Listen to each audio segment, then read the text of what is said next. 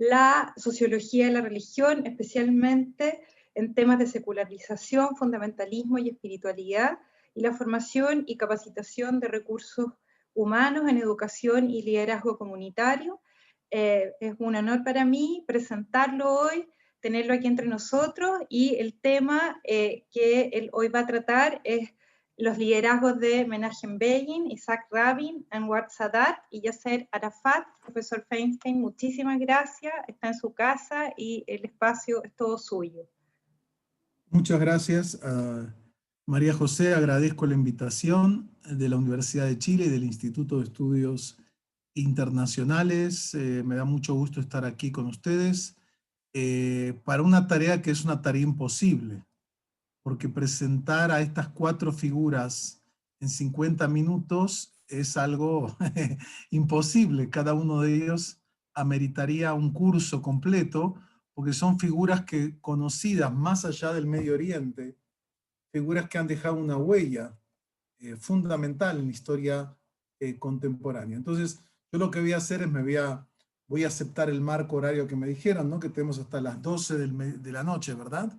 Nada más. Así que en 50 minutos voy a presentar muy básicamente, en forma esquemática, y después tendremos la oportunidad de preguntas y respuestas para poder tocar muchos temas, porque esto voy a dejar de entrar a muchos temas fuera del trato, ¿no? En este marco. Para entender estas 4 figuras, hay que entender que estamos hablando de líderes que nacen a comienzos del siglo XX y van a tener su actividad fundamental, digamos, en la segunda mitad del siglo XX también, siglo pasado ya. Entonces, para entender estas figuras, si quisiéramos hacer algo serio, por un lado hay que entender sus biografías personales, de dónde vienen, cuáles son sus marcos familiares, sus trayectorias de vida, su formación, por un lado que vamos a ver ahora brevemente. Por otro lado hay que entender que estos 4 figuras se desempeñaron en el contexto del Medio Oriente. Y entender el Medio Oriente requiere muchos años de estudio y de comprensión. Por lo menos hay que conocer y dominar una de las lenguas, ya sea el farsi, el árabe, el hebreo, si uno quiere entender realmente eso y entender la cultura y la música y la cultura popular y la historia y la diversidad religiosa. El Medio Oriente es un marco muy complejo, digamos, que se forma el Medio Oriente moderno justamente cuando nacen estos personajes, que es al final de la Primera Guerra Mundial. O sea, el Medio Oriente moderno se forma como consecuencia de la desintegración del Imperio Otomano y de alguna forma, la creación de nuevos estados nacionales que no existían, que no tenían una identidad nacional desarrollada, y una serie de procesos que van a cambiar el mapa y que tuvieron una cierta estabilidad hasta los últimos 10, 15 años, que están hoy en día de vuelta algunos comenzando a desintegrarse.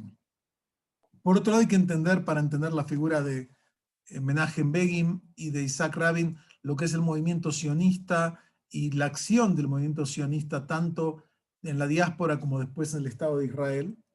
También hay que entender qué es el panarabismo y su ocaso. El panarabismo fue un movimiento político, social importante en la década de los 60 y 70, que después también se va a desinflar frente al fracaso de dar respuestas y ante las nuevas realidades y el auge de los fundamentalismos islámicos. Tampoco se puede soslayar el impacto de la Guerra Fría. El tema de que también tanto la Unión Soviética como Estados Unidos tenían sus intereses geopolíticos y sus aliados que van a ir cambiando a veces en ese contexto, y también van a ser proveedores de armas, de tecnología y de influencia política.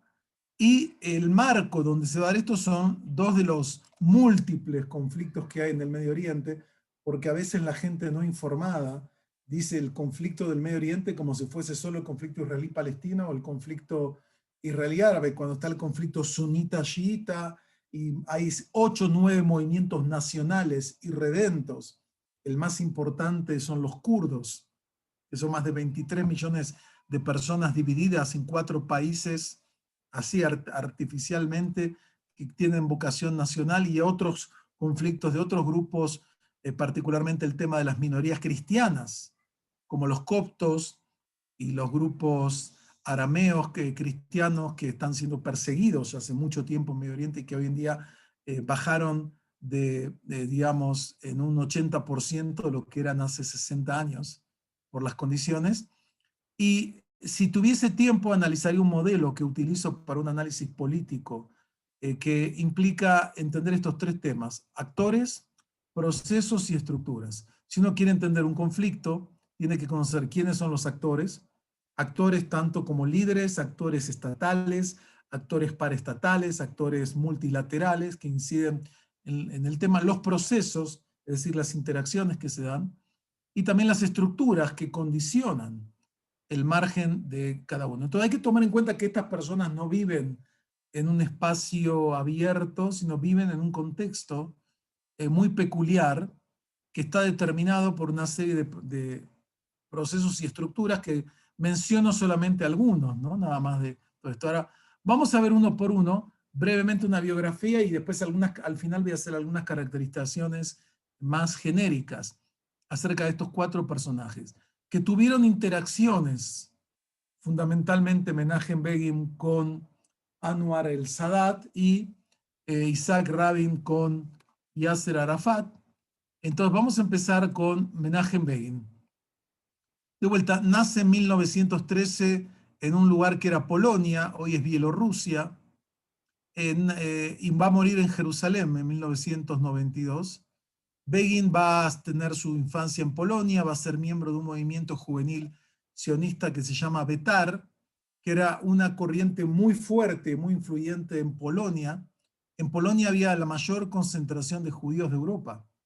Había más de 3 millones de judíos viviendo en Polonia, que van a ser asesinados en más del 90% por el nazismo, incluyendo los padres y una parte importante de la familia de Begin, y esa experiencia del antisemitismo y del holocausto lo va a marcar a él. Él se va a recibir de abogado, Begin, en Polonia, y posteriormente, cuando viene la guerra, él se va a escapar hacia Vilna, Lituania, ahí va a ser capturado por las fuerzas soviéticas, que a todos los que no estaban alineados con el Partido Comunista o otras líneas, fue llevado a Siberia, hasta que cuando los nazis invaden la Unión Soviética, cambia las alianzas y se lo libera, y él va a afiliarse al ejército polaco en el exilio del general Anders, que también va a estar estacionado en un momento en la antigua, en esa época, Palestina, y va a ir ahí. En esa etapa ya se había casado. Acá tenemos una foto de quien es Menachem Begin ya adulto. Él va a estar en Palestina un tiempo, pero ahí, al poco tiempo que él está, va a morir el líder, el fundador de esta corriente que él pertenecía, Vladimir Jabotinsky, y él lo van a nombrar al que dirija el Etzel o Irgun. La sigla Etzel quiere decir Irgun Tzvai Leumi, Ejército, Organización Militar Nacional, o Irgun. La acción básicamente de este grupo, que es un grupo minoritario en la tierra de Israel, en ese momento el grupo que domina la comunidad política judía, y explico, entre 1919 y 1948, en la tierra, ese territorio denominado Palestina, es un territorio administrado por los británicos, pero cuyo destino nacional todavía no se definió. Hubo una variedad cuando se incrementan los conflictos entre judíos y árabes palestinos, se va a generar una serie de planes de partición como única solución de resolver un conflicto territorial nacional. Y Begin va a estar dentro de un grupo pequeño que, en lugar de tener una política de colaboración con la potencia colonial, los británicos, va a tener una política anticolonial de ataques a bases militares, etcétera. En algunos casos también secuestros de soldados británicos cuando se toman prisioneros del Irgun y se los ajusticia como pasó más de una ocasión. Begin finalmente, cuando los ingleses, a partir de la decisión de Naciones Unidas de partir Palestina, ¿no?, para un hogar nacional judío y un hogar nacional palestino, cosa que la comunidad judía local acepta, las fuerzas palestinas locales y los países árabes no invaden, y viene la guerra llamada del 48, la Nakba, como le llaman los palestinos. En este conflicto, Begin ya viene un proceso que esto es importante para entender lo que va a pasar con Arafat después. En esta etapa preestatal había distintas milicias que tenían distintas digamos, conducciones. Cuando se crea el Estado de Israel en 1949, que es declarado el 48 el Estado de Israel, viene un tema que es central para cualquier Estado, que es el monopolio del poder y de la fuerza. Esto es algo en toda la teoría sociológica. El Estado tiene el monopolio de la fuerza pública. Ahí hubo un episodio, no voy a entrar en detalle, un barco que traía armas que no lo quisieron entregar a todos. Quería Begin, no importa el detalle, pero en ese momento el comandante, digamos, el que va a ser próximamente el primer ministro, David Ben-Gurión, manda hundir el barco porque él dice, no puede haber dos milicias. Si hay un Estado, tiene que haber un solo ejército, una sola conducción. Y estuvo dispuesto a pagar un precio muy fuerte de hundir ese barco con las armas.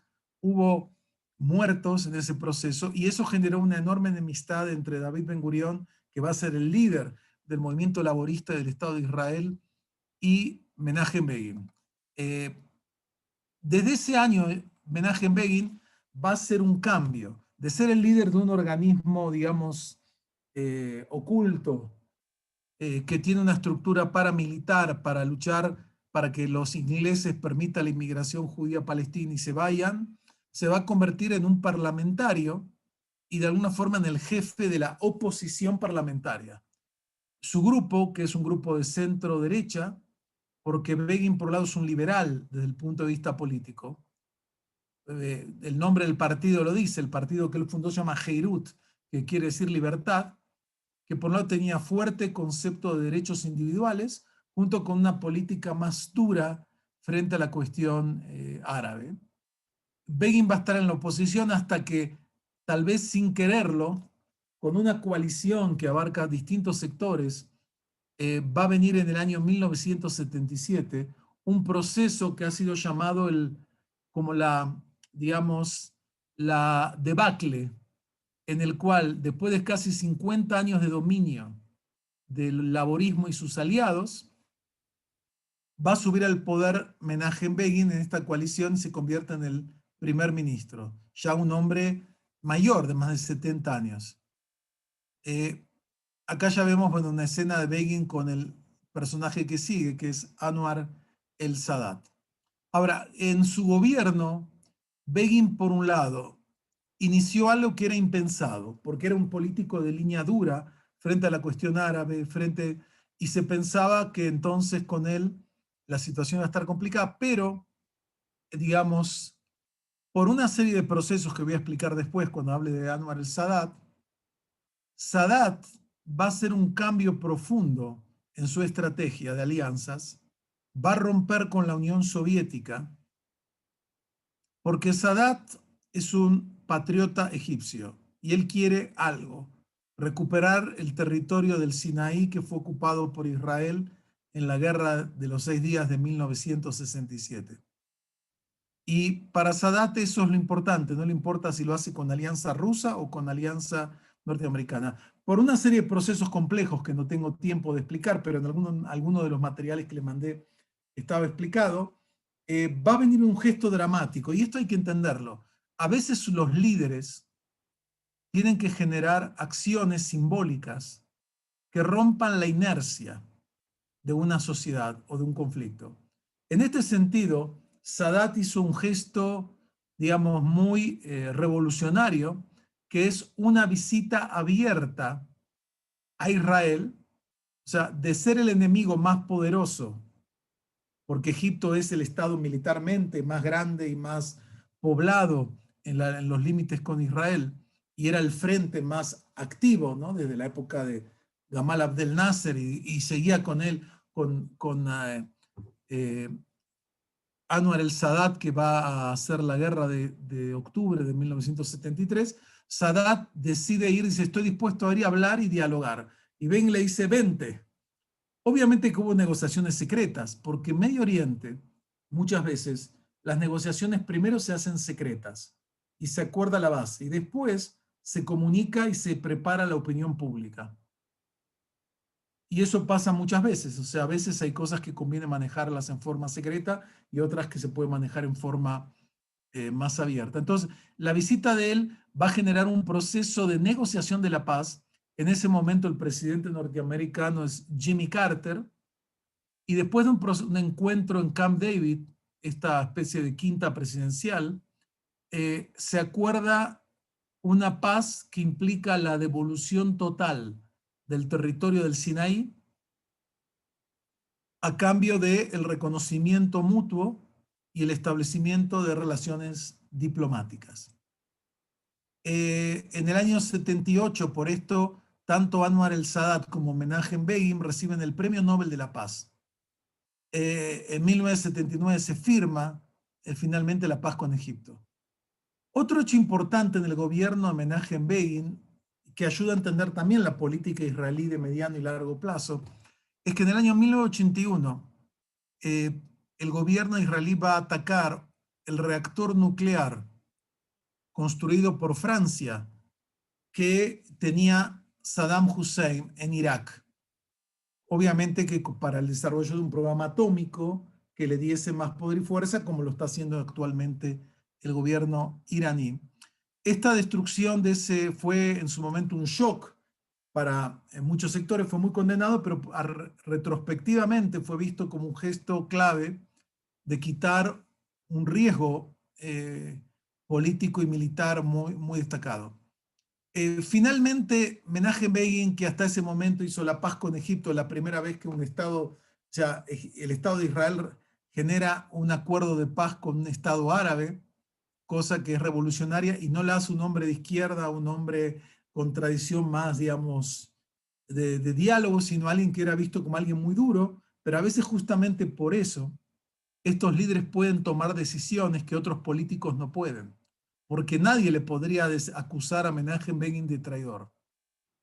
Y esto es clave. Él después, en el año 82, ante una serie de ataques que venían del Líbano, donde había un importante grupo palestino instalado en el sur, el sur del Líbano, en la frontera con Israel, ataques con misiles y con cohetes, Israel decidió una operación y también el asesinato, el intento, mejor dicho, asesinato del embajador de Israel en Inglaterra. Israel lanza una operación cuya meta oficial era avanzar 40 kilómetros para quitar la amenaza de estos cohetes que caían sobre población civil de Israel. Pero ahí viene el problema. El ministro de Defensa de Menachem Begin, el célebre general Sharon, va a ir más allá y en lugar de ser una operación limitada, la va a convertir en una especie de proceso de state building, de cambiar Líbano, que estuvo en un proceso de guerra civil en esos años, está en guerra civil, y va a ser desastrosa las consecuencias porque una cosa es lograr una meta pequeña, limitada, y otra cosa es pretender hacer algo que ni las grandes potencias pueden hacer, que es cambiar la estructura de un país con la alianza con los grupos cristianos maronitas de Líbano. O sea, la guerra del Líbano, que empezó bien, porque rápidamente en una semana se logró la primera meta, Sharon engañó políticamente a Begin y a otra gente y quiso convertirlo en una guerra para transformar el Líbano y tener un aliado en esta frontera norte, y las víctimas se incrementaron en todo sentido. En ese momento también fue la masacre que los maronitas hicieron en Sabra y Yatil, un campamento palestino, porque habían asesinado al líder cristiano, fue asesinado por grupos palestinos. Eso generó una venganza y hicieron una matanza en un campamento de refugiados, lo que generó una gran crisis también en Israel, aunque no fue una acción hecha por Israel, fue hecha por grupos milicias cristianas, etcétera, cuando mataron a Gemayel, y Begin termina, digamos, ante esa crisis y también el fallecimiento de su mujer, que fue un pilar en su vida. Begin renuncia a la política y se encierra en su pequeño departamento en Jerusalén, un departamento de 2 dormitorios, 3 dormitorios, no más pequeño, y se va a quedar ahí hasta su muerte, saliendo totalmente de la política. Para que ustedes entiendan, acá hay un mapa para los que no conocen la geografía.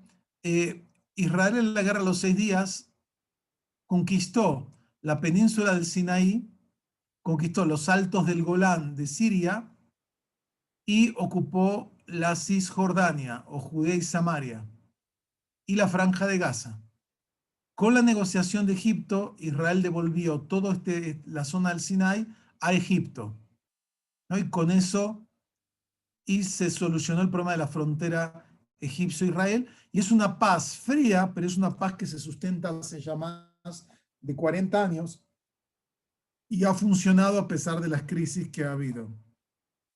Para terminar, Begin fue un líder nacionalista radical. O sea, él tiene la meta que es el Estado, crear el Estado de Israel, después apoyar el Estado de Israel.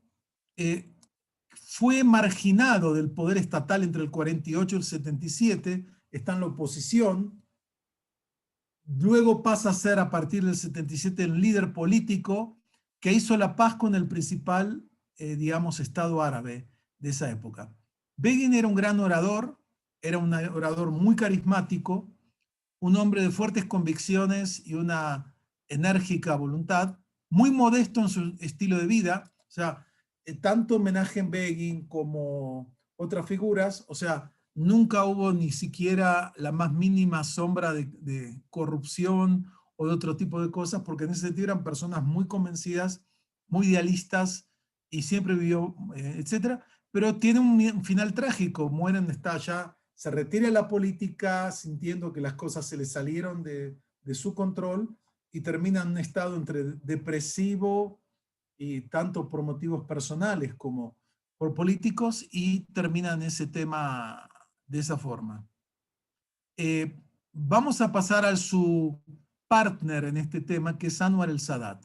Él nace en una zona al sur de Egipto y va a morir en el Cairo en 1981, como vamos a ver, asesinado en un desfile militar. Sadat es interesante, es de origen nubio-sudanés. Su padre es nubio, es decir, es un tipo étnico bien oscuro, negro. Su madre también sudanesa, y por eso ustedes vieron que Sadat es bien de piel oscura, tanto que fue criticado, según algunos sectores en Egipto, porque no era suficientemente egipcio como tipo humano. Y sin embargo, hizo una carrera como tal, estudió, es un militar de carrera, se va a graduar en la Academia Militar Real. Ahí va a militar contra Inglaterra también. Es interesante que tanto Begin como Sadat, los dos van a estar en la época de la guerra, de la Segunda Guerra Mundial, hasta contra Inglaterra. Él va a estar todavía en una línea pro-alemana, porque estaban en contra de que Inglaterra era quien dominaba Egipto en ese momento. En el año 38 él conoce a Gamal Abdel Nasser, el gran líder, el militar que va a ser el líder posteriormente cuando derrocan a la monarquía. Egipto era una monarquía puesta por los británicos, igual que la monarquía saudita y la monarquía de Irak y la monarquía de Siria, que después fue dada de vuelta por revoluciones de militares, golpes militares, con líderes nacionalistas, panarabistas, con una ideología secular, nacionalista, socialista en cierto sentido. Él estuvo detenido justamente por sus actividades antibritánicas durante la Segunda Guerra Mundial. En el año 52 participa del golpe de Estado que va a destituir al rey de Egipto, al rey Farouk, y va a ocupar el poder, digamos, Gamal Abdel Nasser, que se va a convertir en los grandes líderes del movimiento tercermundista y del panarabismo. El panarabismo, como dije, es una sociología, digamos, un movimiento que va a surgir en varias zonas, que se va a expresar en un partido político, el Ba'ath, que es un partido nacionalista secular, y esto es importante del mundo anti-islamista, socialista, que en un momento buscan de unificar al mundo árabe para recuperar el poder y la fuerza de antaño, y querían unir digamos, con una única conducción Egipto con Siria, otros países y generar un Estado único, etcétera, etcétera, con mucha movilización de masas, con toda una estructura. Nasser era como un líder casi indestructible. Cuando Nasser muere de un infarto en 1970, después que ya había caído mucho su prestigio por la derrota en la Guerra de los 6 días, toma el poder, digamos, el Sadat, y gana la presidencia, y son elecciones no muy democráticas, va a purgar a los elementos naceristas que pensaron que iba a ser fácil de manejar, y se va a consolidar en el poder. Ahora, Sadat cambió el nombre porque antes se llamaba la República Árabe Unida, que era una idea de unificar a todo el mundo árabe en un solo estado, a la República Árabe de Egipto, que hasta el día de hoy es el nombre oficial de Egipto. Sadat empieza a consolidarse, y en ese momento Sadat y Egipto están aliados a la Unión Soviética. Es parte de, así como Israel se va a aliar con Estados Unidos, Siria, Egipto están aliados con la Unión Soviética y reciben tecnología militar, asesoramiento militar, recursos de los soviéticos en ese momento, donde el Medio Oriente es otro escenario de esa Guerra Fría. En 1973, perdón, un poco, va a ser un cambio, Sadat, junto con el presidente sirio, van a planificar un ataque sorpresa en el día más sagrado de los judíos, que es el día del perdón, Yom Kippurim, y se va a declarar la llamada Guerra de Octubre o Guerra de Yom Kippur, donde en forma sorpresiva los ejércitos de Egipto y Siria van a atacar con un objetivo claro, que es recuperar los territorios que perdieron en la Guerra del 67. Acá muestro, o sea, Egipto va a cruzar, este es el canal de Suez, acá está el canal de Suez, que es una vía de navegación fundamental, digamos, que comunica tema de Europa con Asia de una forma mucho más rápida. Entonces, Egipto va a invadir y va a atacar. Acá hay un sistema de fortalezas israelíes, va a atacar y va rápidamente avanzar un poco hasta esta región, y durante 3 o 4 días va a dominar hasta que viene la reacción israelí, que finalmente va a terminar con un vencimiento Israel a un alto costo de vidas, terminando aislando acá en el Sinaí, acá en esta parte de Egipto, ya el tercer ejército egipcio, que había 40.000 tropas que, si no se negociaban, morían de hambre y de sed porque no tenían provisiones. Y del lado sirio también, Israel va a terminar a 40 kilómetros de Damasco. O sea, lo que empezó como una guerra muy seria y con grandes víctimas y podía haber sido una tragedia en el caso israelí, fue revisado, pero a un alto costo, etc. Pero esa guerra, ¿qué le dio a Egipto?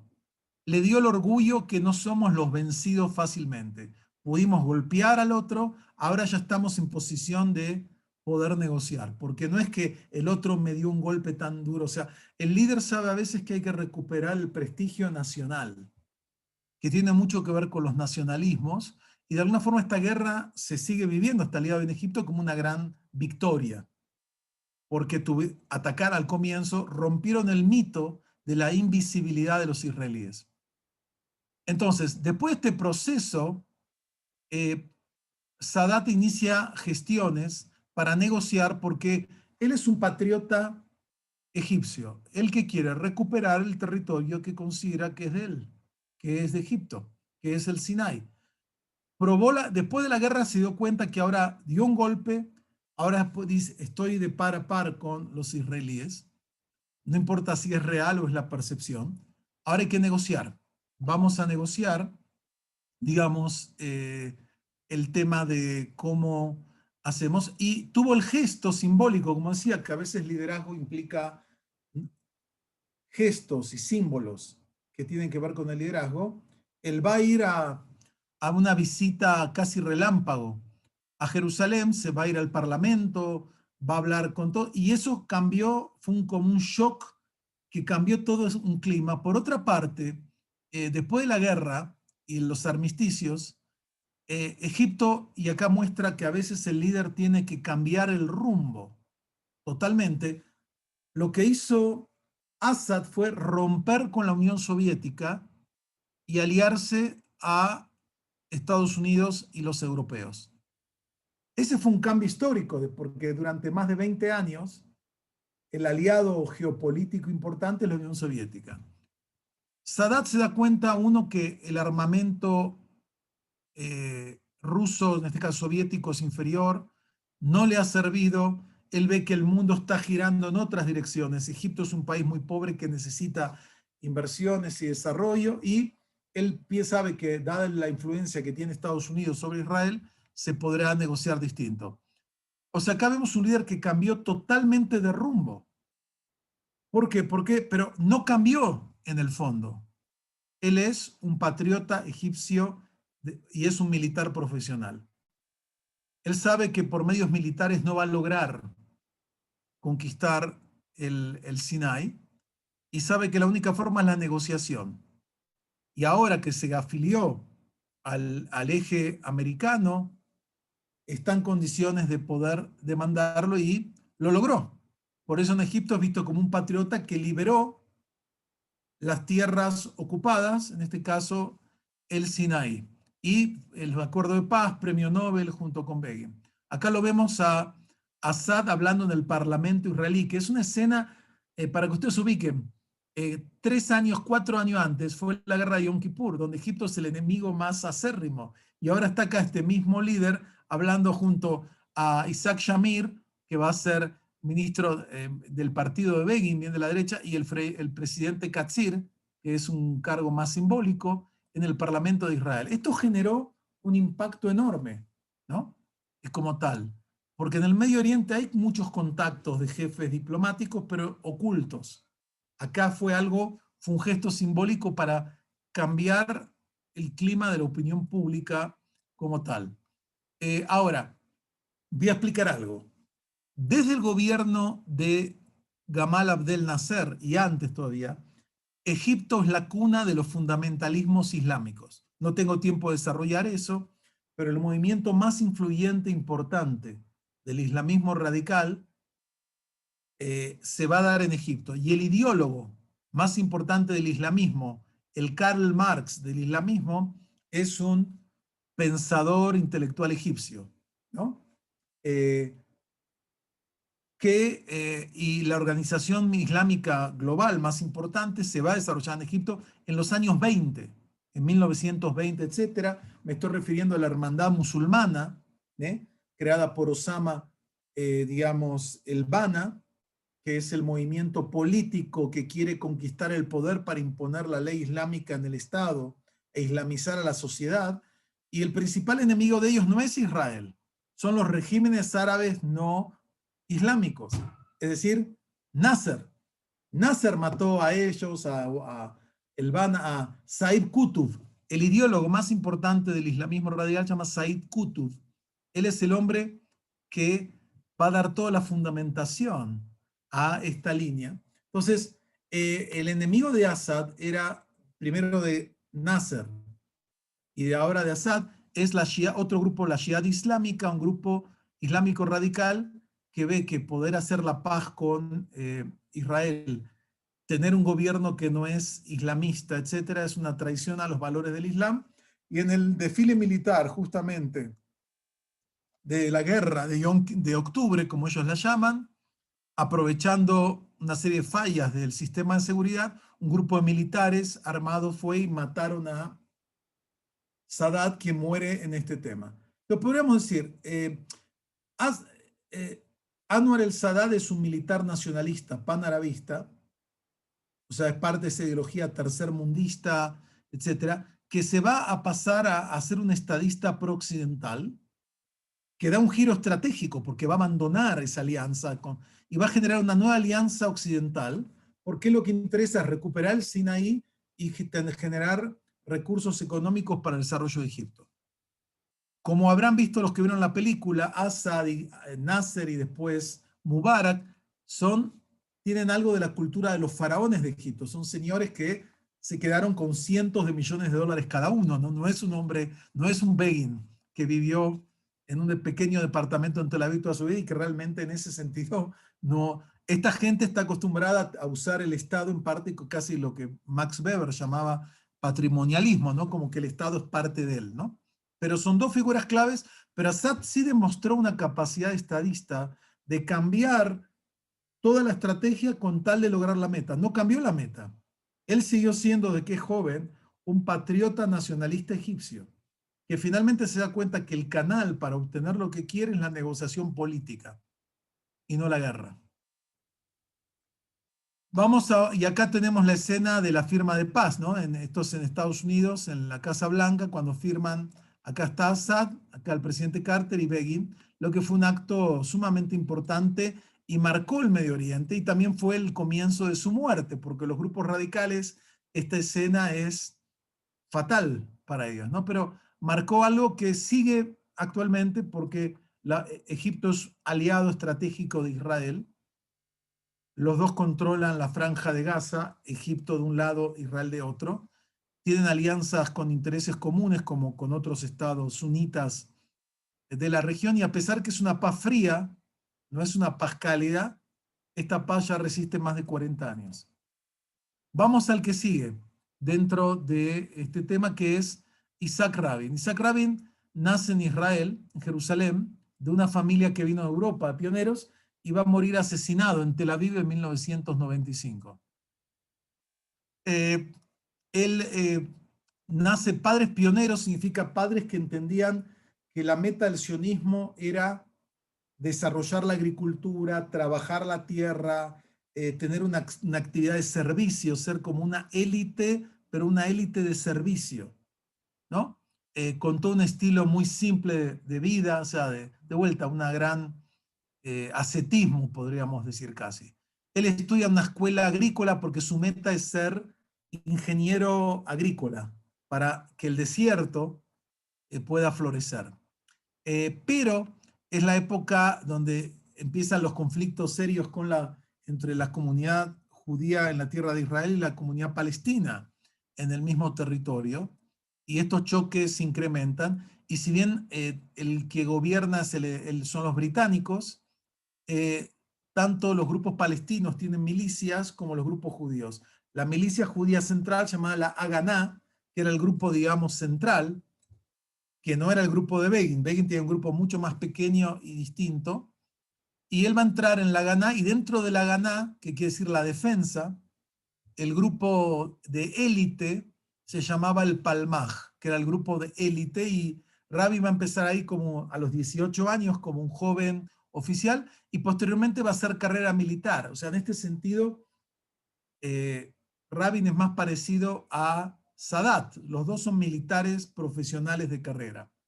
Y lo militar es una carrera, ¿no? Uno tiene que conocer y saber estrategia, etcétera, etcétera. Él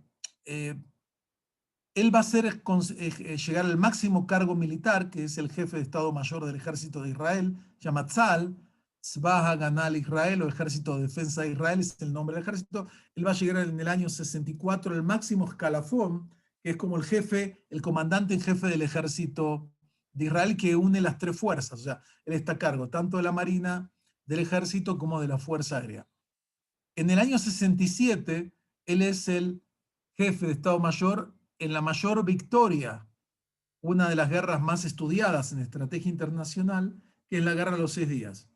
Porque en 6 días Israel venció a Egipto, a Jordania, a Siria y a otros países que apoyaron. Había fuerzas iraquíes y de otros lugares. En 3 días, gracias a un trabajo de inteligencia muy, muy destacado, de la superioridad aérea, una serie de factores, Israel, casi sin quererlo, porque no estuvo planificado, o sea, no voy a entrar en detalles, pero había todo un clima desde Nasser, que vamos a arrojar a los judíos al mar, se cerró el paso a la navegación de barcos mercantes israelíes. O sea, hubo una serie de movimientos del lado egipcio y de preparación que anunciaba una guerra. En este caso, hubo acá para que ustedes vean la guerra de Yom Kippur. Israel triplica el territorio en 6 días, porque se queda a cargo de la Franja de Gaza y la península de Sinai, la Cisjordania y los Altos del Golán, que era un punto desde el cual las fuerzas sirias atacaban a los asentamientos que estaban acá en el sur, en esta región. Y la unificación de Jerusalén, la Jerusalén oriental, que estaba en manos jordanias, va a pasar ahora a manos israelíes. Y fue un impacto en la sociedad israelí, fue un momento de euforia, porque cambió todo el sentido de profundidad estratégica. O sea, Chile puede entender esto, Argentina menos, Chile es un país muy estrecho, donde entre el mar y la cordillera, ¿cuántos kilómetros hay? No son muchos. Bueno, en Israel, en esta región, entre Cisjordania y el mar, hay menos de 30 kilómetros. Imagínense lo que hablamos de golpe hay una cierta profundidad estratégica, no mucha, pero esto fue como un respiro. Y fue una guerra que fue un éxito militar brutal, un shock para el mundo árabe, etc. Entonces, ser el comandante de esa guerra te da un lugar como uno de los militares más destacados, digamos, de la historia moderna. Rabin es el hombre que viene acá, le toca retirarse, y acá, como una forma de retiro y de preparación para una carrera política, él va a ser enviado como embajador en Washington, que era una figura como un príncipe, ¿no? Un héroe militar.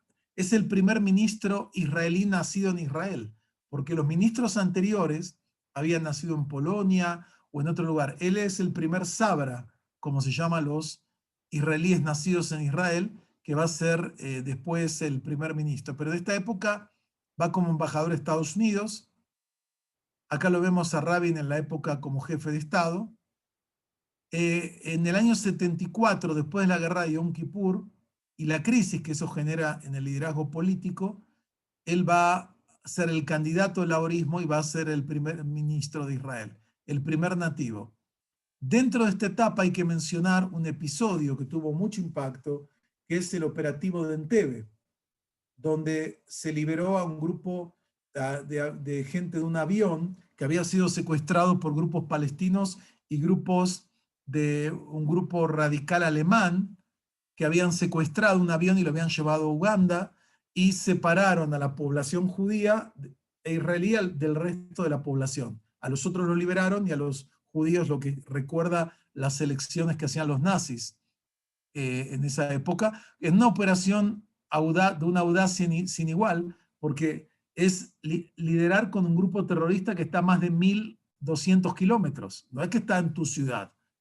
Está toda la logística, todo. Finalmente un operativo que también muy exitoso, porque se liberó prácticamente a todos los rehenes con muy bajo nivel de bajas, se eliminaron a los terroristas y eso dio todo un tema. Pero fíjense lo que es la cultura política de Israel de esa época, ahora cambió. Rabin, cuando estuvo en Israel como embajador, tenía una cuenta en dólares en Estados Unidos. Había depositado $10.000. Un periodista se enteró y publicó eso, que no se podía, porque en Israel en esa época no se podía tener fuente. Entonces, Rabin tuvo que renunciar porque había dejado abierto desde la época que estaba acá, mejor dicho, su señora, una cuenta de $10.000. Y por eso fue un gran escándalo, porque no es que era ni dinero robado ni nada, era dinero de él que había tenido cuando estaba como embajador. Ojalá que en América Latina tuviésemos ese marco, ¿no? Y tuvo que dejar el poder. Él ahí va a pasar varios años fuera de la política, o mejor dicho, fuera del poder. Está en la política en distintos cargos como parlamentario, como otro, y finalmente es ministro de Defensa de vuelta en el 84 y el 90. En el 92 es elegido nuevamente como primer ministro de Israel, su segunda cadencia, y él va a ser uno de los arquitectos, o mejor dicho, no fue una iniciativa de él, pero él lo va a avalar, que son los acuerdos de Oslo. Los acuerdos de Oslo, para que los que no saben, son una negociación secreta que se hizo en Noruega, en Oslo, bien alejado del Medio Oriente, nada más alejado y diferente del Medio Oriente que Noruega, en clima, en cultura, en todo. Ahí empezó primero por gente cercana no a Rabin, sino a Shimon Peres, que va a ser su rival, amigo, enemigo. O sea, durante todo este tiempo en el laborismo hay dos figuras claves. Isaac Rabin, el militar, el Sabra, y Shimon Peres, que es más visionario, pero es más un burócrata, así se lo veía en esa época. Y entre ellos había fuertes rivalidades por el liderazgo del propio partido. Finalmente al final lograron, en esta época que hablamos ahora de Oslo, se empiezan a llevar bien. Rabin es el primer ministro, Pérez es el ministro de Relaciones Exteriores, y en Oslo empieza primero un encuentro de académicos israelíes, académicos palestinos, buscando una fórmula para romper el conflicto israelí-palestino. ¿Y qué es lo primero que hay que hacer? El reconocimiento mutuo. Una vez que esto avanzó, ya va gente de un nivel político, con el aval tanto de Pérez como de Rabin, y ahí se van a formalizar los acuerdos de Oslo. ¿Qué son los acuerdos de Oslo en una primera etapa? Son dos cartas. Una carta donde Yasser Arafat, el líder palestino, plantea que reconoce al Estado de Israel, cosa que nunca antes lo habían hecho, reconoce el derecho de Israel a existir dentro de fronteras seguras. Y a su vez, una carta del Estado de Israel que reconoce a Arafat y a la OLP, la Organización de Liberación de Palestina, como los representantes, digamos, del pueblo palestino. O sea, ese reconocimiento mutuo fue romper todo un tema donde los palestinos no reconocían el derecho de existir de Israel y tenían una política basada fundamentalmente en el terrorismo, tanto el terrorismo local como internacional. O sea, si cambió la forma en que viajamos en los aeropuertos, fue fundamentalmente por el terrorismo palestino que alteró en Europa con secuestro de aviones con un objetivo político, que era poner el tema palestino en la agenda internacional. Y atentados en Israel que implicaba bombas en pizzerías, en autobuses, no blancos militares, hablamos de población civil. Y por otra parte, en el caso de Israel había un no reconocimiento de la OLP o vista como una organización terrorista. Entonces, el acuerdo de Oslo empieza con una carta donde yo te reconozco a ti como un interlocutor válido y tú me reconoces a mí como un interlocutor válido. Y parecía que por primera vez iba a romper esa dinámica destructiva que existía entre israelíes y palestinos. El acuerdo de Oslo se hace en el 93. Por ese hecho, tanto Isaac Rabin, primer ministro, Shimon Peres, el secretario, digamos, de Estado, y Yasser Arafat reciben el Premio Nobel de la Paz, porque parecía un conflicto casi irrealizable, ¿no? Que era imposible, y fue una época, una enorme euforia. Parecía que la era mesiánica ya estaba aquí, con nosotros, muy cerca. En el año 94 recibe el Premio Nobel de la Paz y firma la paz con Jordania. O sea, el segundo Estado árabe que firma un tratado de paz con Israel. Isaac Rabin tenía ya una relación de muchos años con el rey Hussein de Jordania. Una relación realmente de confianza y de amistad mutua, pero aprovechando toda esta dinámica que ya se hace un acuerdo con los palestinos, Jordania, que tiene una gran población palestina, puede negociar este acuerdo. Creo que tengo una foto. Acá está el momento de la firma de vuelta en Washington, con la mediación ahora del presidente Clinton, donde ven el gesto, fíjense las caras, acá vemos, realmente hay un gesto de aprecio, hay una relación de aprecio sincero entre Rabin y el rey Hussein de Jordania. En la segunda paz con el segundo grupo árabe. Ahora, Rabin fue asesinado el 4 de noviembre de 1995 en una manifestación muy masiva con cientos de miles de personas en el centro de Tel Aviv a favor de la paz, porque cuando empieza el proceso de negociación con los palestinos hay que hacer concesiones muy duras, que para muchos sectores de la sociedad israelí eran peligrosas. Era poner en peligro la vida y el futuro del Estado de Israel, Y había un grupo pequeño de un nacionalismo sionista religioso radical, donde una de estas personas, Yigal Amir, se va a infiltrar en la zona y le va a disparar en la espalda 2 disparos y va a asesinar a Rabin. Entre paréntesis, ese día yo me acuerdo muy bien porque yo estaba en Chile, en Santiago, dando unas conferencias, y ahí me enteré, fue un sábado, ahí me enteré de este tema. Pero fue asesinado por este ultranacionalista. Rabin, también esto tenía que ver con un clima de mucha división de la sociedad israelí y muchas tensiones internas entre los grupos más a favor de avanzar en este proceso de paz con los palestinos y los grupos que veían esto como algo peligroso y un clima de exaltación política y de violencia interna que va a culminar con este asesinato. Ahora, acá hay una frase de Rabin que dijo cuando recibió el premio Nobel, que me parece interesante en términos de liderazgo. Los cementerios militares en todos los rincones del mundo son un testimonio silencioso del fracaso de los líderes nacionales de santificar la vida humana. Esta frase de Isaac Rabin. No porque él, el militar, que es un militar de carrera, igual que Sadat, se da cuenta que la paz y estos logros solo se van a poder llevar a cabo a través de una negociación pacífica donde las partes tienen que hacer concesiones. Si no, es imposible. Y por último, vamos a ver a Yasser Arafat, o Abu Ammar, que era su nombre de guerra.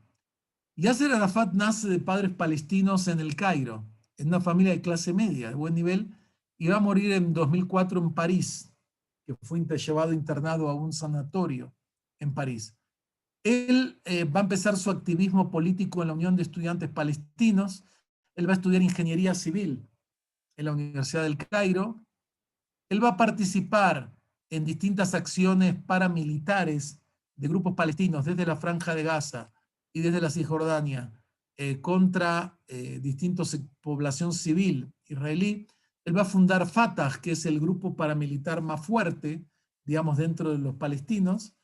Y Fatah, porque dentro de los palestinos hay 6 o 7 grupos con distintas ideologías. Había algunos que eran marxistas radicales, otros que eran más islamistas, otros que eran más socialistas moderados, etcétera, pero todos forman parte de la llamada Organización de la Liberación de Palestina, que fue creada por la Liga Árabe, digamos, antes de la Guerra de los 6 días, como una forma de controlar un poco el tema palestino desde Egipto y otros estados árabes. Arafat va a ser desde 1968 hasta el 2004 el líder de la Organización de Liberación de Palestina. Y él va a tener logros desde la perspectiva palestina muy importantes. Porque después de la Guerra de los 6 días, en 1967, los palestinos se dieron cuenta que si iban a dejar sus asuntos en manos de los estados árabes, nunca los iban a resolver, porque los estados árabes tenían otras prioridades, sus propios países, sus propios temas. Entonces, la OLP, que era una organización formal, dirigida por alguien que Egipto determinó, después lo nombra Arafat, y Arafat lo que va a intentar es poner el tema palestino como un tema central en la agenda política internacional. ¿Y cómo lo logró? Por medio del terrorismo político en Europa, secuestros, negociaciones, y en Israel. ¿Cuál es la idea? Si ustedes no resuelven nuestro problema, esto va a costar sangre. De alguna forma logró poner el tema palestino como un tema central dentro de la política del Medio Oriente y más allá del Medio Oriente. Arafat tuvo acá distintos episodios y era una persona con es un gran sobreviviente porque se salvó de numerosos conflictos y atentados, desde el lado de Israel como del lado de grupos rivales que intentaron eliminarlo, incluyendo el rey Hussein de Jordania, en el famoso 1970 Septiembre Negro, que fue un momento en que grupos palestinos quisieron tomar el poder en Jordania y fueron reprimidos con cientos de miles, cientos de muertos por el ejército jordano, y eso dio origen a otro grupo terrorista llamado Septiembre Negro. Entre el 83, en el año 82, tiene que salir, escaparse del Líbano, donde estaba, y fue negociada su salida en barco desde el Líbano hasta Túnez, donde va a estar instalado hasta los acuerdos de Oslo. O sea, Arafat es un hombre que logró muchos contactos políticos con muchos sectores, pero en este momento hay un nivel político y hay un nivel militar. El nivel militar es un nivel que genera todo el tiempo acciones, digamos, de guerrilla cuando están dirigidas a frentes militares, y de terrorismo cuando están dirigidas a poblaciones civiles. Y hasta que en el 93 parecía que venía el parteaguas, que a partir de ahora llegó el momento de la negociación, al igual que Egipto, al igual que otros países, para resolverlo, y en el marco de los convenios de Oslo, ¿no? Donde Arafat recibe el premio Nobel. Acá está Arafat, que logró instalar el tema de la kefía, el pañuelo árabe palestino, como un símbolo, ¿no? Y se convierte en una figura, digamos, muy emblemática de los palestinos, y tenía una enorme influencia. Y por eso hay quienes dicen que el único que podía haber negociado realmente con Israel era Arafat, porque Arafat tenía un consenso muy amplio que ningún líder palestino tuvo después. Uno de los problemas actuales de los palestinos es que están divididos casi en dos estados. En la Cisjordania está el Fatah, en la Franja de Gaza gobierna Hamas, que es la rama palestina de la hermandad musulmana, y están muy divididos, y ningún líder tiene el peso que tenía. O sea, Arafat era el único que podía haber llegado. Hubo numerosas negociaciones. La más, y quiero mostrar esto, en ese interín vienen las llamadas intifada. Intifada quiere decir revuelta. En el 88 viene la primera revuelta, que no fue manejada por el liderazgo palestino, fue espontánea, fue en la calle palestina. Después el liderazgo se va a pegar, que va a generar de vuelta todo un levantamiento civil con actos de terrorismo, con represión de parte de Israel, etcétera, etcétera. Los acuerdos de Oslo parecía que frenaban, y venía un cambio profundo hacia un Medio Oriente más estable, con la creación de un Estado palestino, porque en esa negociación se hizo un proceso, un plan donde se iba a crear un Estado palestino junto al Estado de Israel. No voy a entrar en detalles del plan, pero había 3 zonas dentro de los territorios palestinos ocupados por Israel: la zona A, la zona B, la zona C. La zona A tenía total autonomía palestina, la zona B tenía autonomía palestina pero control de seguridad israelí, y la zona C, y la idea era que con el tiempo la zona A iba a ampliar a la zona B y después a la zona C, ¿no? Y los palestinos iban a tener su Estado al lado del Estado de Israel, con una serie de acuerdos de colaboración en seguridad, en comercio, en todos los temas, agua, todos los temas que tienen que ver con eso. Ahí viene el Premio Nobel de la Paz. Ahora, con el tiempo vamos a ver que con el asesinato de Rabin y con el incremento de acciones terroristas del lado palestino, tanto en la calle israelí como en la calle palestina, las esperanzas de un acuerdo se empezaron a diluir y empezaron tensiones mayores. En el año 2000 fue el último gran encuentro donde Yasser Arafat recibe la oferta más amplia que Israel le había dado hasta todos. El primer ministro era Ehud Barak, también un ex jefe militar, un militar de Israel. En Camp David, Ehud Barak le concedió el 95% de todo lo que querían los palestinos. 95%. Fue el hecho más, digamos, el mayor acercamiento, y Arafat finalmente no aceptó esos términos. Hay varias formas en que se interpreta eso. Están los que interpretan que Arafat decía: si yo firmo esto, me van a asesinar como asesinaron a Sadat y como asesinaron a Rabin, porque había sectores dentro de su propio pueblo, dentro de sus propios, que eran totalmente radicales contra, pero esto no es algo propio del Medio Oriente. Si tomamos quién mató a Gandhi, un extremista de su propio partido. ¿Quién mató a Valera, el gran líder, digamos, de Irlanda? Otro extremista. O sea, los líderes políticos a veces tienen que sacrificar su vida si quieren avanzar en la causa.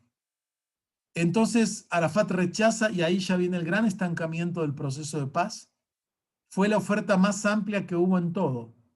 gran parte de Jerusalén del Este en manos palestinas, devolución del 90 y pico por ciento de todo el territorio. O sea, fue el acuerdo más amplio porque ya había precedentes, pero finalmente Arafat no aceptó ese tema.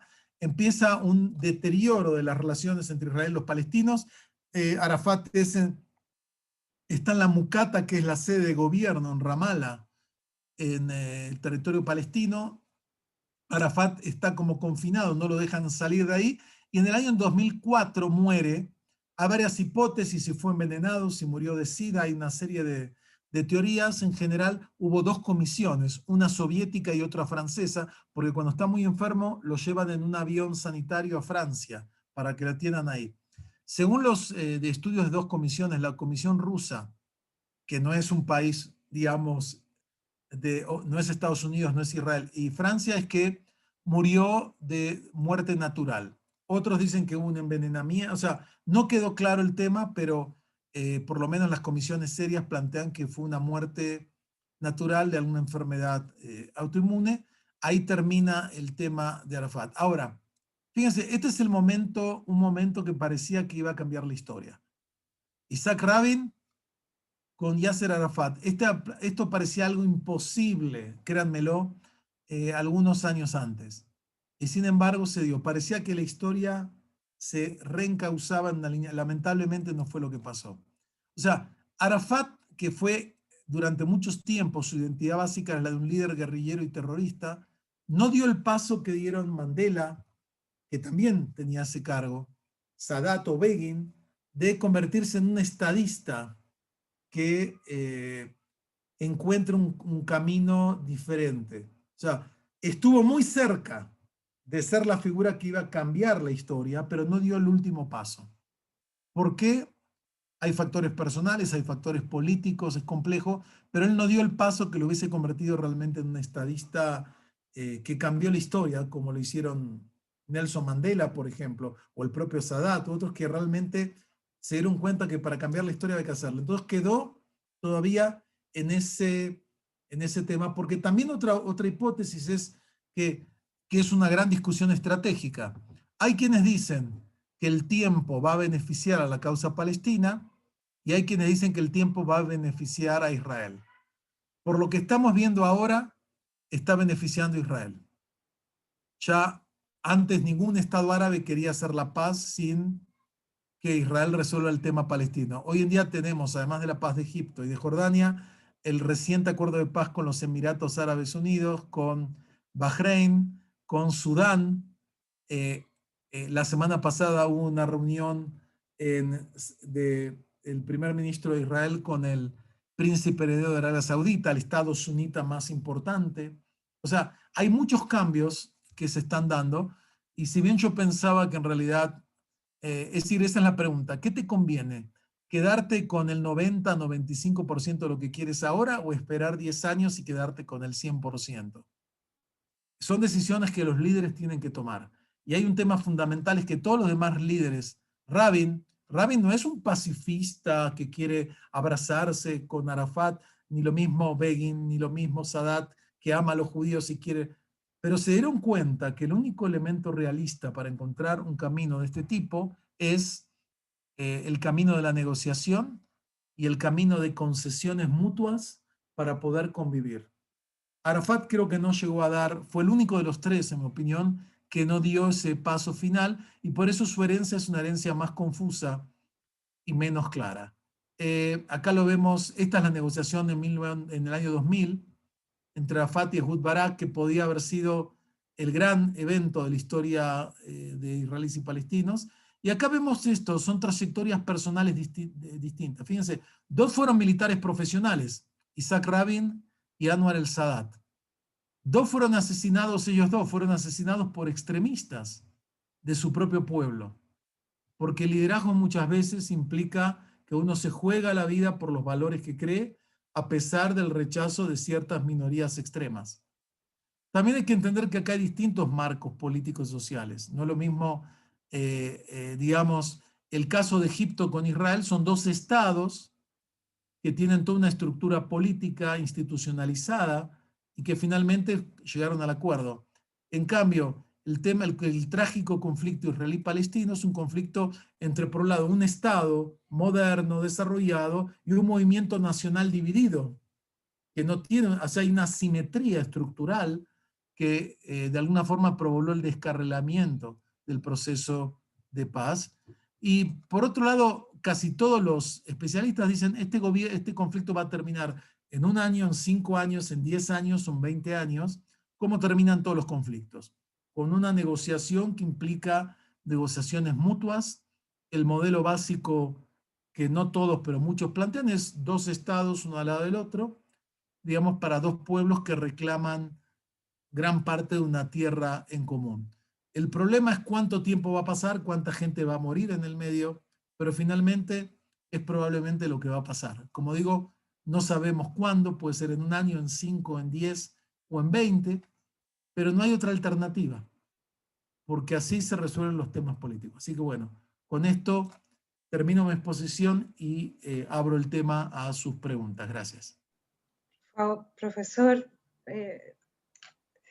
sin palabras, espléndida la presentación, le reitero el agradecimiento y bueno, no quiero quitarle tiempo a nuestros contertulios, yo creo que todos tienen alguna pregunta o comentario que hacer, por favor, la palabra está dada.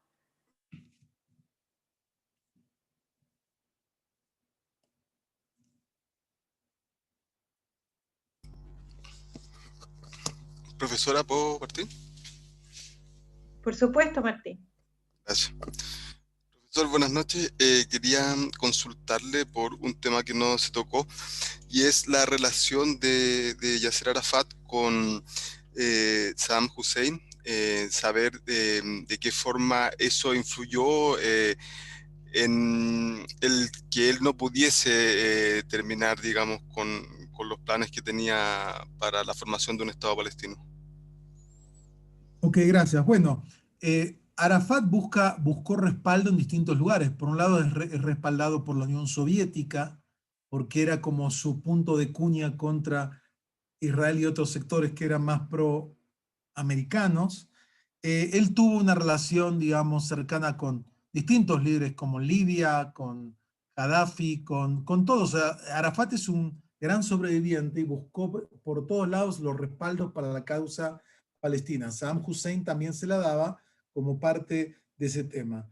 Finalmente, los palestinos, por ejemplo, uno de los factores que empezó a generar tensiones entre los palestinos y el resto del mundo árabe, que eran sus principales sostén, fue que cuando Saddam Hussein invade Qatar, la primera guerra del Golfo, los palestinos apoyaron a Saddam Hussein, cosa que el resto del mundo sunita dijo, oye, espera, nosotros le damos dinero, le damos apoyo político y ellos apoyan al enemigo entonces eso ya empezó a generar tensiones que siguen hoy en día, porque hoy en día en el Golfo Pérsico, el sentimiento de muchos sectores políticos es verdad, hay que resolver el tema palestino, son nuestros hermanos, están ahí, pero nos están generando problemas porque no permiten avanzar en mirar el futuro.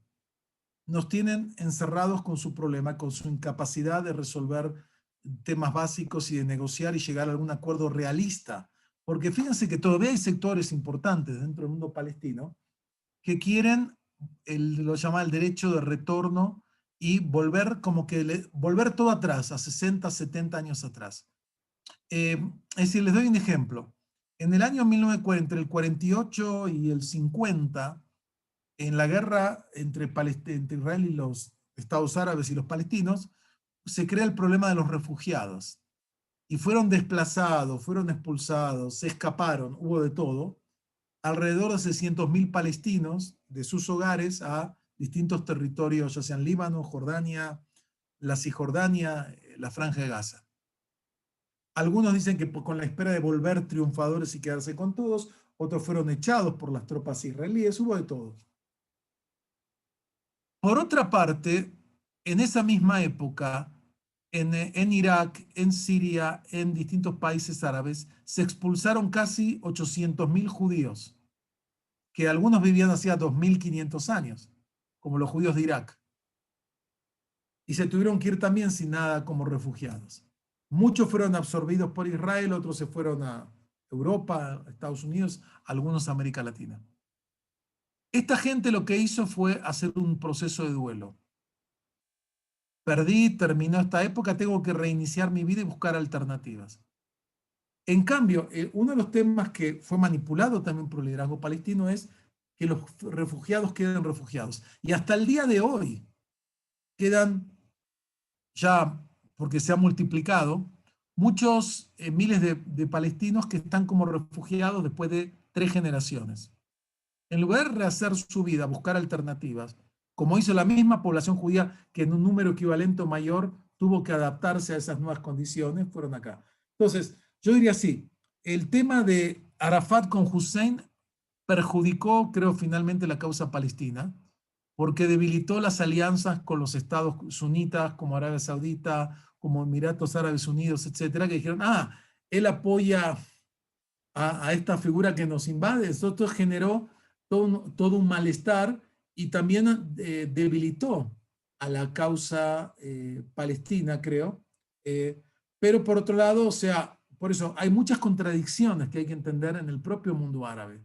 No es un mundo homogéneo entre sunitas y chiitas, entre países ricos y países pobres, entre gente que es más prooccidental y otros que son más antioccidentales, ¿no? Es muy diverso el contexto. Gracias, profesor. Gracias.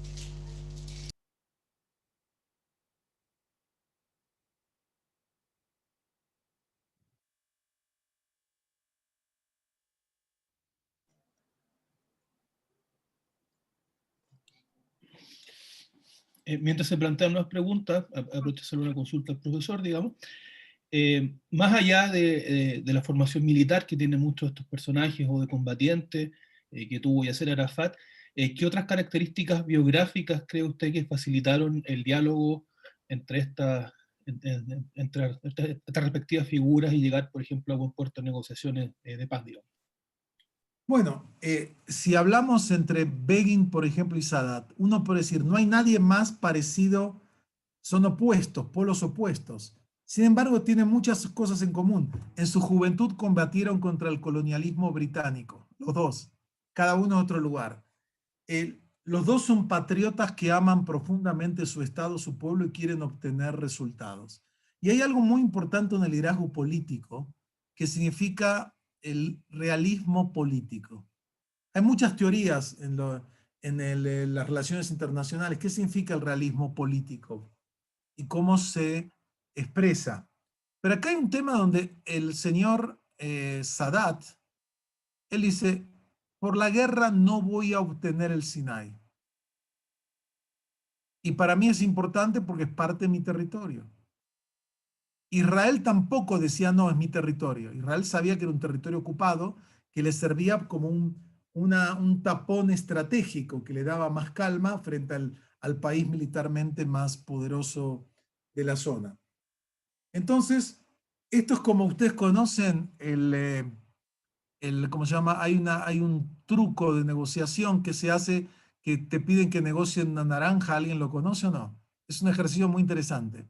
Tienen que negociar, pero uno se tiene que quedar con la parte de adentro y otro el jugo.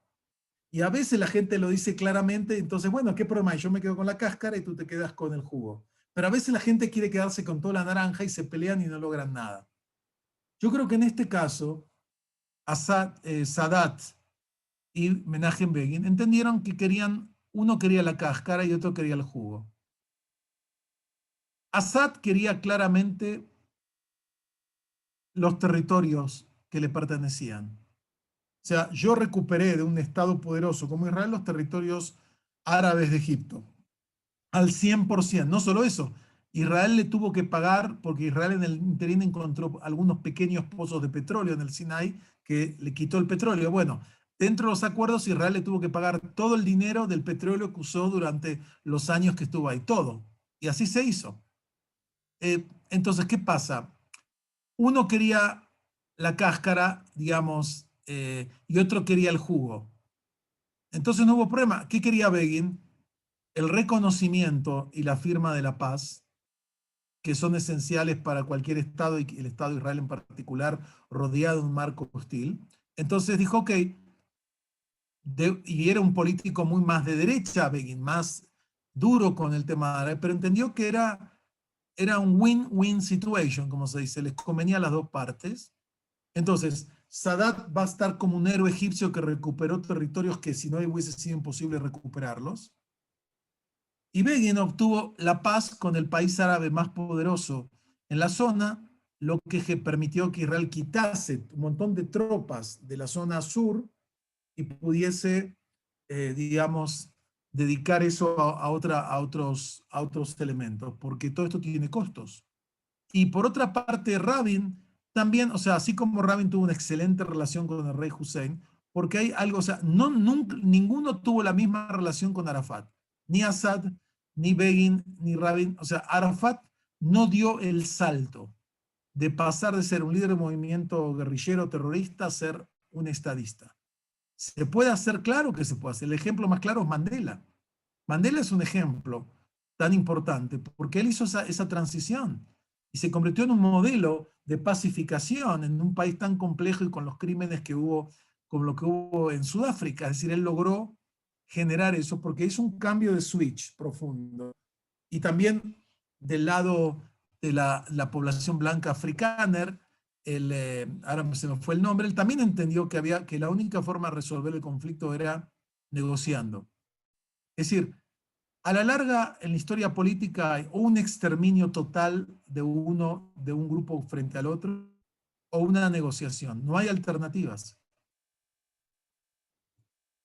Y el único camino posible, y eso lo aprendemos del 90 y tanto por ciento de conflictos que han existido territoriales nacionales, porque el conflicto israelí-palestino es un conflicto territorial nacional. Dos partes quieren un mismo territorio, un territorio muy pequeño, muy cargado de historia, con muchas sensibilidades internacionales. Entonces, acá vemos que Sadat tuvo esa visión estratégica, Begin le siguió el paso, no solamente aceptó, le siguió el paso. Rabin también, de ser también un militar profesional que ganó su prestigio en guerras contra los países árabes y contra los palestinos, dice, bueno, ¿saben qué? La guerra a la larga no sirve. Tenemos que negociar, hay que hacer concesiones, hay que devolver territorios, hay que cancelar asentamientos, etcétera, etcétera. Tomó la decisión. Y sin duda el asesino de Isaac Rabin cambió la historia. O sea, a veces ciertos crímenes políticos cambian la historia. Porque no sé si ustedes conocen, pero ¿qué pasaba en la época de Gandhi, cuando fue asesinado Gandhi? Gandhi quería la unificación, no quería que exista la India y Pakistán. Gandhi quería que convivan en la India los hindúes con los musulmanes en paz. Pero eso, de vuelta, no lo mató un extremista musulmán, lo mató un extremista hinduista. O sea, no es un fenómeno nuevo esto, hay que entender eso. Cuando tú tomas decisiones difíciles, hay sectores que no le va a gustar. Y hay sectores que van a usar todos los medios con tal de obstaculizar ese proceso. Y eso es lo que a veces pasa. Pero yo creo que de los tres primeros tuvieron una grandeza política y de estadistas de cambiar rumbos en algunos casos o buscar nuevos medios para lograr sus objetivos. Arafat no logró hacer esa transición y eso ha sido algo muy costoso y muy trágico. Primero para el pueblo palestino y segundo para la región. Porque de vuelta, hoy en día el desafío no son las guerras del pasado. Es cómo crear estados que le den respuesta a sus pueblos en términos de salud, trabajo, alimentación, seguridad, todo lo que pasa también en nuestros países en América Latina, que queremos un bienestar. Y eso implica desarrollo económico, tecnológico, etc. Por eso los países árabes hoy en día están, y hay 4 o 5 países más que están en la negociación de, vamos en esa línea, hoy en día dejémonos de pelear por cosas del pasado y pensemos en un futuro que nos permita vivir con más dignidad, con más derechos, con más bienestar para todos. Digamos, los estados del Golfo hoy están diciendo, voy a seguir enojado, peleado con Israel, nosotros tenemos mucho capital, Israel tiene mucha tecnología, ¿por qué no nos unimos y creamos algo que ahí el gran visionario fue Shimon Peres, que él hablaba tiene un libro que está en español también, que habla que hay un nuevo Medio Oriente. Él dice, el nuevo Medio Oriente no es de guerras, es de tecnología. Medio Oriente puede ser la gran potencia como el Oriente lejano, es decir, unir la tecnología, los capitales, la experiencia y convertirnos en un centro de desarrollo que beneficie a todos los pueblos. O sea, es decir, cambias el chip de la guerra por el chip del desarrollo, el bienestar. Y yo creo que por ahí tiene que pasar la situación y la política hoy en día en los líderes de Medio Oriente.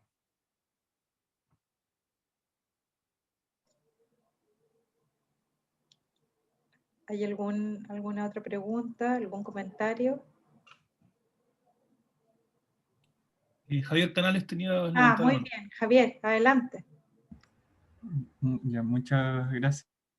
Buenas tardes. Mi pregunta iba igual relacionada a lo que estaban comentando ahora último, porque durante la presentación en un momento se mencionó que Arafat, digamos, despertaba mucho consenso por el lado palestino, y que eso había sido muy importante y no se había podido replicar ahora.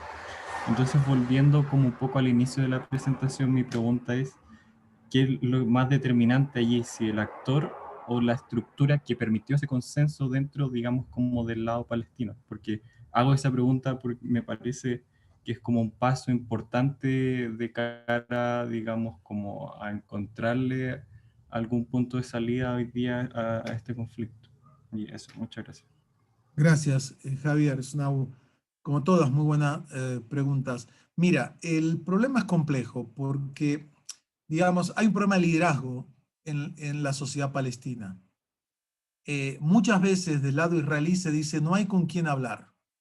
No hay con quién hablar. Entonces, ¿con quién voy a negociar?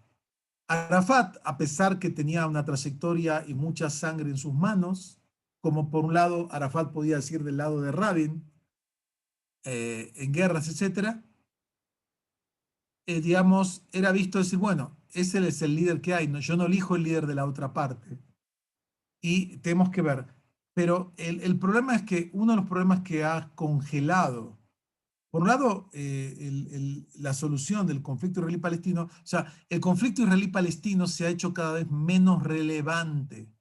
Ya ni siquiera países árabes importantes lo toman en serio. Dicen, yo no voy a dejar que porque los palestinos no tienen el mínimo de realismo para encontrar una solución que permita una convivencia de vuelta, quisieran todo, claro que quisieran todo, pero no pueden. Y hoy en día en el mundo árabe hay una comprensión de que Israel es parte integral del mundo árabe. Entonces, no es solo algo que es una moda pasajera. Israel está para quedarse. Es un Estado nacional, digamos, bastante exitoso. Fíjense algo interesante. En el mundo árabe, en el Medio Oriente, perdón, los 3 estados más exitosos no son árabes, en términos de poder, en términos de desarrollo, que son Turquía, Irán e Israel. Son 3 estados que a nivel de poder regional, estructura, no son árabes, ¿no? Son los estados más poderosos tal vez, cada uno con sus características, ¿no? Y por otro lado, acá viene el tema que Arafat no hizo, la pregunta es, ¿podría haber dado ese paso? Es una pregunta muy difícil en la historia, o sea, ¿el líder puede cambiar la historia o son las fuerzas históricas y las estructuras las que definen? Bueno, hay ejemplos que creo que los líderes pueden tomar pasos y generar acciones simbólicas, políticas, reales que cambian la marcha de la historia. O sea, la historia puede transformarse dependiendo de la calidad del liderazgo. Entonces yo creo que Arafat no, ya sea por temas de la propia sociedad palestina, por él mismo, cuál era su propia identidad personal y política, que en el caso de él está muy pegadas, ¿no? Muchas veces los políticos no pueden separar su identidad personal de la identidad política y por eso se quieren perpetuar en el poder, porque sin el poder no son nada, no sienten que no pueden sin eso. Entonces, es una muy buena pregunta. Lamentablemente, el proceso está estancado y está perdiendo relevancia. O sea, los principales apoyadores de los palestinos están perdiendo la paciencia.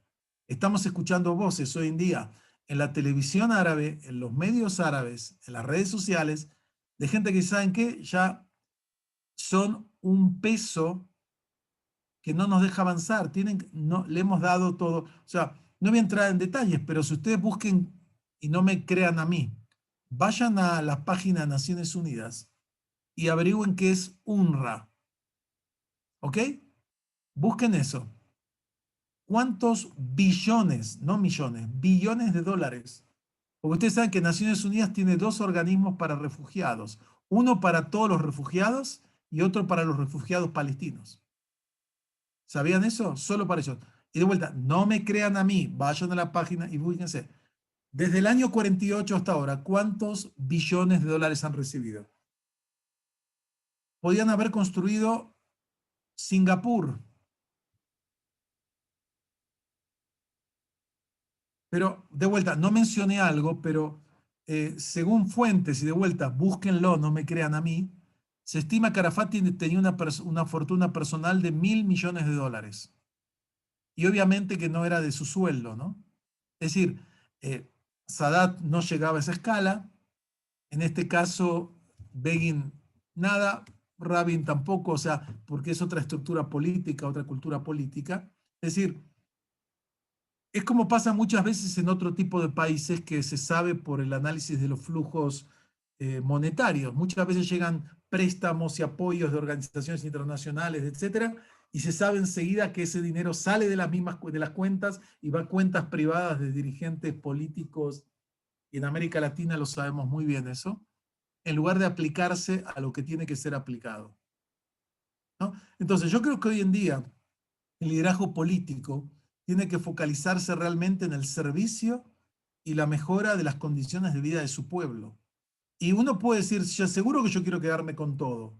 Si yo estoy en el lado palestino, yo también quiero volver y quedarme con todo, y veo lo que se transformó, lo que era mi aldea hoy en día es un centro de high-tech, y lo que era esto, yo también quiero eso.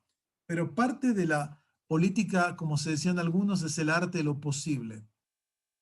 Y hay que aprender a negociar y hacer concesiones dolorosas, porque es la única forma que nos permite convivir y pensar más que en el pasado y la carga del pasado, en las necesidades del futuro, ¿no? Y hoy en día lo vemos en todo el mundo, la gente que quiere estados que te garanticen trabajo, seguridad, que una mayor justicia social, una mayor distribución de la torta de los ingresos para que sean sociedades más equitativas y no solo una minoría se quede con la mayoría de los recursos, que haya sistemas de salud pública de otros que garanticen, y ahora con la pandemia lo vemos, el bienestar, que haya desarrollo, que en lugar de ponerte el foco... Le doy un ejemplo.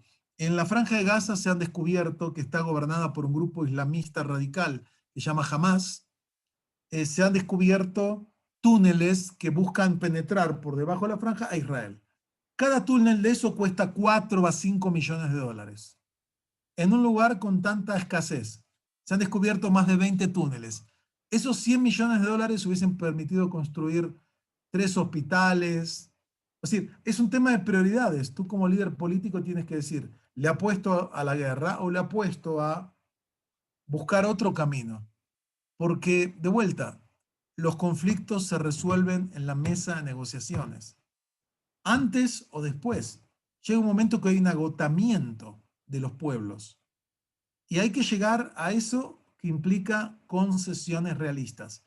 Hacer un duelo por lo que pierdes y seguir adelante. El que no puede hacer el duelo, y acá hay un famoso estudio de 2 psiquiatras, Mitterlich, que Alexander y su mujer, que han estudiado un texto muy interesante que se llama La incapacidad de hacer el duelo. Cuando un pueblo, un grupo no puede hacer el duelo, no puede seguir adelante. Y la catástrofe de Palestina fue un duelo, pero como la catástrofe también de los judíos de los países árabes. Hay que hacer un duelo y seguir adelante, porque si no te quedas congelado en el pasado y no puedes pensar en un futuro mejor. Y tenemos que pensar en eso, en un futuro mejor.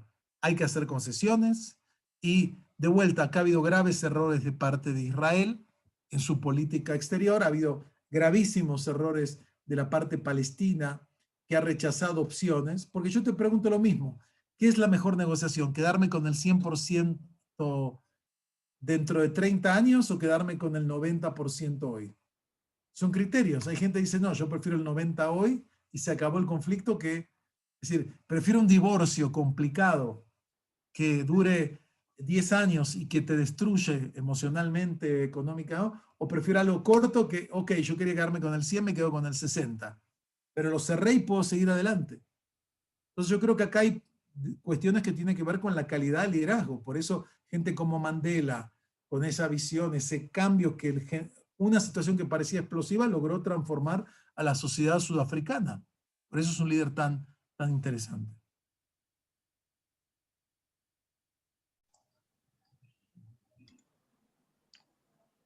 Muchísimas gracias, profesor. Estamos en el tiempo. Si existiera alguna última pregunta, pero tampoco... Solo María. ¿Sí? Solo Muy bien. Gracias. Primero felicitarlo al doctor Feinstein porque ha obviamente dado un panorama amplio de temas sumamente complejos y que obviamente requieren de un conocimiento muy profundo, y lo ha traído a algo bastante comprensible para todos.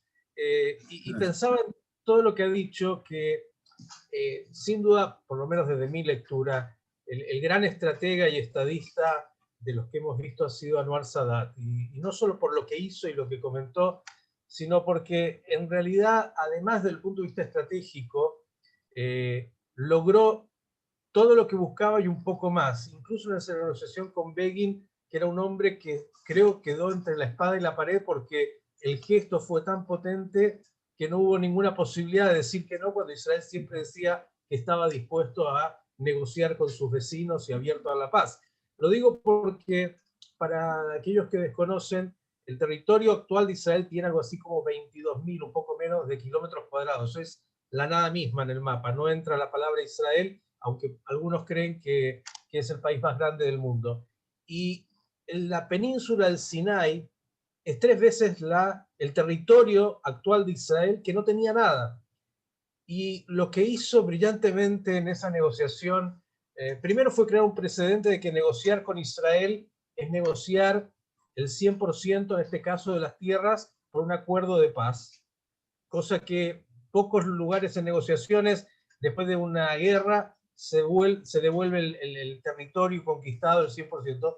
Y en segundo lugar, aún más grave, y esto creo que es lo estratégico y que sigue vigente hoy, es que el verdadero conflicto está en la península de Gaza, en la franja de Gaza, donde hay una enorme población árabe-palestina, que es un conflicto hoy dominado, como sabes, por Hamas, que en lugar de que Egipto se la llevara como parte de esa negociación, la dejó dentro de Israel, es decir, le dejó el tumor de esa población que hoy tiene además esta disputa en este gobierno de Hamas con la autoridad palestina, y que Sadat dejó como una bomba de tiempo cuando se llevó la mejor carta, la mejor que había para negociar con Israel sin ningún conflicto, y dejó el problema dentro. Digo, en esa visión me parece que uno entiende también lo que pasa hoy en parte con la Franja de Gaza, ¿no?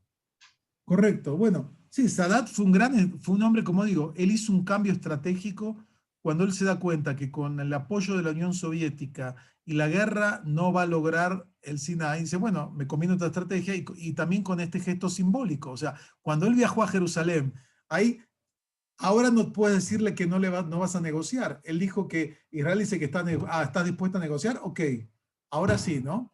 Es decir, ahí fue un gesto, por eso digo, en el Medio Oriente los gestos simbólicos, las negociaciones privadas, la preparación de la opinión pública son procesos muy importantes, que hay que saber manejarlos con mucho detalle, ¿no? Es decir, hay muchos elementos simbólicos. Por ejemplo, Israel acaba de firmar un acuerdo con Sudán, ¿no? Que van a firmar un acuerdo de paz próximamente. Sudán es un lugar muy simbólico, el que conoce la historia del Medio Oriente, porque en el año 1967, cuando termina la guerra de los 6 días, la Liga Árabe, que agrupa a los países árabes, 20 y tantos países, se reunieron en Jartum, la capital de Sudán, y fueron los famosos 3 no. No reconocimiento, no negociación, no paz. Y ahora, después de, ¿cuánto estamos hablando? De casi 13, 25 años después, 30 y pico, no, son 77. Sí, estamos como 50 y pico años después, en el mismo lugar que se dijo no reconocer a Israel, no negociar, no hacer la paz, se hace el acuerdo de paz. Esos elementos simbólicos ayudan a cambiar, o sea, los grandes líderes con gestos simbólicos y con acciones reales pueden reorientar la historia, no cambiarla radicalmente, pero reorientarla. Y los líderes tienen que tener la valentía y el coraje y la audacia de jugarse por los valores que creen. Y en ese sentido, Rabin y Sadat fueron asesinados por gente de sus propios pueblos por eso, pero se mantuvieron dentro de esa línea y lograron importantes logros para sus pueblos. Bueno, muchas gracias a todos. Muchas gracias, profesor. Muchísimas gracias. Hay Estamos una en la última hora, pregunta. Verona. Hay una última pregunta, profesor. No quiero A abusar ver, adelante. de su tiempo. Verona, adelante. Perdón, lo que pasa es que esto está tan interesante, disculpe que le saquemos más tiempo. Adelante. Pero es que me quedo pensando en lo que usted nos dice de las concesiones que quizás tienen que hacer los líderes, pero me pongo a pensar si detrás, por ejemplo, si se hubiera aceptado la oferta en el 2000 en Camp Davis, ¿realmente la temperatura en la población palestina era acorde a ese acuerdo? O sea, ¿no hubiera sido una suerte de, no sé si decirle traición, pero sí un poco pactar algo que los palestinos no estaban de acuerdo, porque en el fondo Jerusalén sigue siendo un tema, más después de pasados todos estos años, Trump declarándolo la capital, no había un arreglo de los lugares sagrados para Palestina o compartido como había sido en un momento por Naciones Unidas como observancia internacional, Cisjordania casi completamente colonizada, el retorno es bastante complejo para Palestina, además una franja de Gaza y Cisjordania totalmente desconectados. Entonces digo, pienso quizás la decisión de Arafat fue la correcta, aunque no a los ojos de lo que fue la evolución del conflicto, porque sí, desde ese momento se estancó, pero sí quizás aceptada por los palestinos, digo, porque en el fondo siguen hasta hoy en día reivindicando sus tierras. Ok, pero mira, la pregunta es de vuelta. En el Medio Oriente, pero no solo en el Medio Oriente, cuando se tiene que negociar hay que preparar a la calle, hay que preparar a la población para una cosa o para otra. Ver destruir tus propias ciudades para entregarlas a la otra parte, hacer concesiones, esto, siempre hay grupos que se van a oponer. Eso, obviamente que el tema es difícil saber qué hubiese pasado si se hubiese acordado. Digamos, uno no tiene, hoy en día no sabemos cómo podríamos, digamos, cómo hubiesen evolucionado los tiempos. Es difícil saberlo. De vuelta, pero por ejemplo, sí había acuerdos de los lugares sagrados en el año 2000, sí había acuerdos, digamos, por ejemplo, todo el monte del templo, la parte de arriba y donde están las mezquitas, quedaba en manos palestinas, eso estaba acordado. Había un montón de acuerdos en Abu Dis, que es un suburbio ahí en Jerusalén Oriental, iba a ser la parte de la capital palestina y una parte de Jerusalén Oriental. O sea, todo eso estaba acordado. Había, o sea, hay carpetas que se trabajó durante muchos años con especialistas de 20 y tantos comités de cómo resolver el tema del agua, el tema del transporte, el tema... Está todo trabajado en gran parte. El tema tiene que ver con una voluntad política y con un realismo político. O sea, yo quisiera todo. Pero, y la pregunta es, ¿a favor de quién juega el tiempo? Estos 20 años que se perdieron, digamos, si sube, o no podemos saber, pero ¿dónde estaría hoy en día la sociedad palestina? ¿Tendría mejor calidad de vida, mejor bienestar o no? Y por otra parte, fíjate un dato interesante. Israel tiene un 20% de población árabe israelí, o sea, son israelíes que quedaron dentro de las fronteras de Israel. Es un 20%. La mayoría islámica, una minoría cristiana, y hay otras 7 minorías como los drusos, los cherquesios y otros grupos. Cuando se preguntan en opinión pública, ¿ustedes quisieran formar parte del Estado palestino? El 90% dice, bajo ningún punto de vista. Yo prefiero estar en un Estado que funciona, que es estable, que tiene por lo menos una estructura democrática que me garantiza derechos, que no sé qué va a pasar en el otro lado. Entonces, es difícil saber en realidad qué hubiese pasado. Es verdad que hubiese habido preparar a la calle palestina para tanto las concesiones, todo, pero pasa lo mismo del lado israelí. Nosotros sabemos, si hay el estudio, tengo un amigo que maneja el Centro de Estudios de Opinión Pública Palestina, y siempre, y lo mismo pasa en Israel, cuando hay un atentado terrorista, las respuestas se van para un extremo. Cuando hay un hecho positivo, las respuestas cambian. Es decir, obviamente que parte del liderazgo es preparar a la población para las decisiones que se tengan que tomar.